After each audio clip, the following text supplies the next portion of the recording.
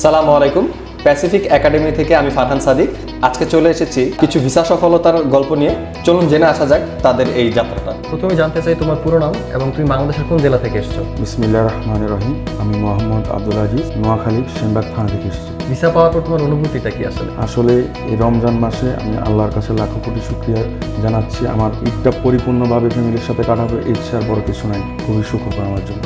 যাক, আলহামদুলিল্লাহ, শুনে আমাদেরও ভালো লাগলো। এই যে তোমার জাপান যাত্রা, এটা আমাদের সাথে প্রায় কত দিনের? আসলে আমি প্রথমে N5 করেছি, কোর্স কমপ্লিট করেছি। দেন আমি আমার ভালোর জন্য আর একটু সময় বেশি নিলাম। দেন আমি N4 কমপ্লিট করলাম। দেন আমি জাপানের স্কুল চয়েস করলাম। যাক, আলহামদুলিল্লাহ। আমাদের এই পথ চলার মধ্যে তুমি আমাদের সার্ভিস নিয়ে আসলে কি বলবে?